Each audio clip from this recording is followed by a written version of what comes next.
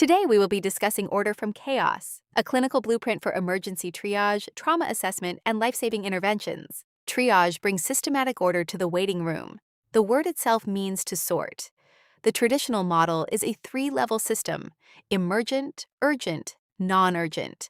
Modern practice uses five-level precision systems like ESI or CTAS, with reassessment intervals set continuously, or at 15, 30, 60, and 120 minutes, depending on severity. In team triage, the nurse takes vitals, history, allergies, and screenings like IPV, initiates standing protocols, and continuously reassesses everyone still waiting. The triage objective completely flips during a disaster. Routine triage follows sickest first, maximizing individual survival by concentrating resources on the most critical patient. Disaster triage follows greatest number saved, maximizing population survival. Resources are rapidly distributed, and the sickest may be bypassed if their care would consume disproportionate time and resources. Isolating airborne threats starts at the point of entry. Universal masking and distancing apply to every incoming patient, while symptom, exposure, and travel history are screened immediately. Anyone flagged is routed straight to isolated negative pressure holding zones before they ever reach the general population. Primary assessment follows an unbreakable sequence, the ABCDE cascade. Airway must be patent, breathing must be ventilating, then circulation, disability of a neurological status, and exposure. The key insight: you cannot move to circulation if airway is compromised.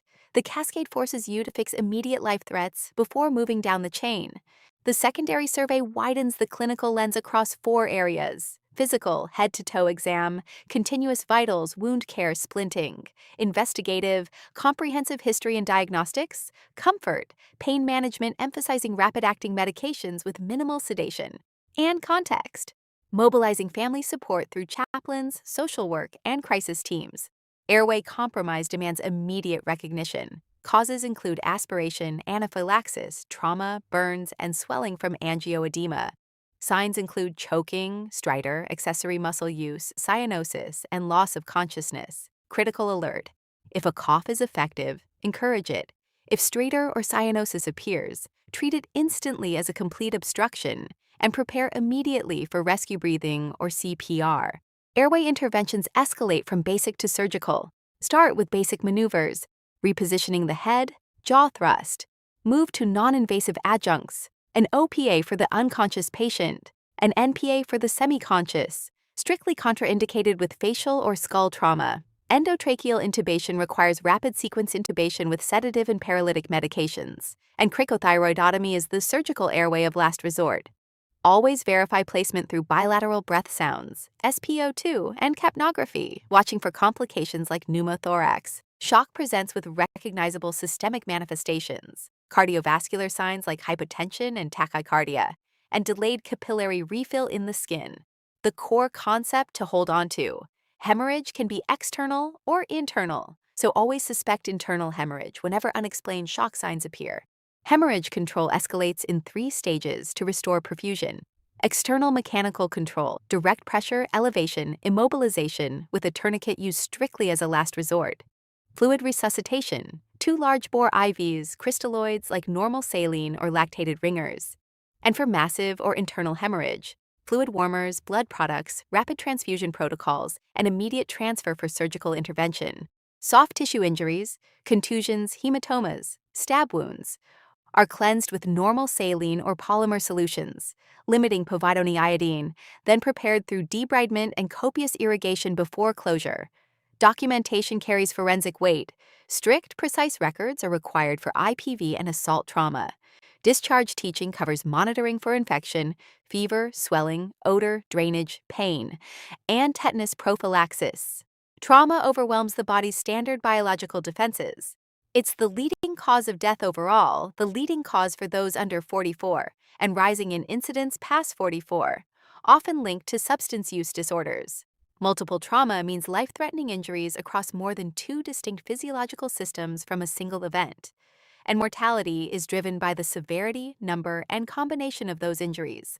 A trauma alert triggers synchronized, simultaneous action across the whole team.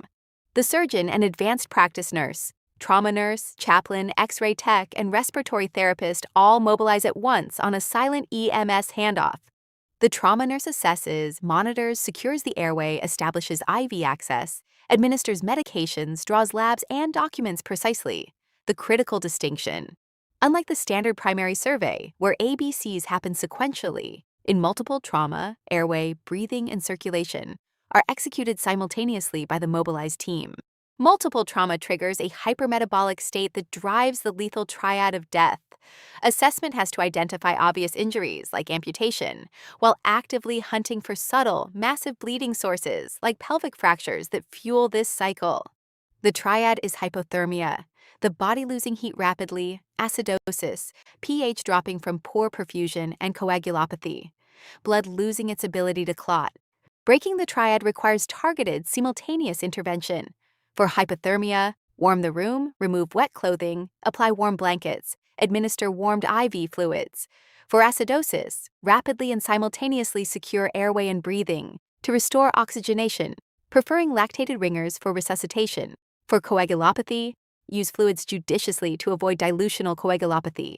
Give blood products early and monitor hemodynamics continuously. The takeaway: continuous environmental, hemodynamic, and temperature monitoring is the blueprint for trauma survival. Bringing it all together, emergency care runs on a clear sorting logic. Routine triage prioritizes the sickest first, while disaster triage shifts to saving the greatest number, with reassessment continuous for resuscitation-level patients, and every 15 to 30 minutes for emergent and urgent ones. Every patient then moves through the primary survey: airway, breathing, circulation, disability, exposure, a rapid assessment on arrival built to catch life threats immediately. And for trauma specifically, watch for airway obstruction warning signs like stridor, cyanosis, and choking. Combat the triad of death: hypothermia, acidosis, and coagulopathy before it takes hold, and control hemorrhage and shock early with direct pressure and fluid replacement through 2 large-bore IVs. That's the full arc, from sorting the waiting room to stabilizing the most critical trauma patient.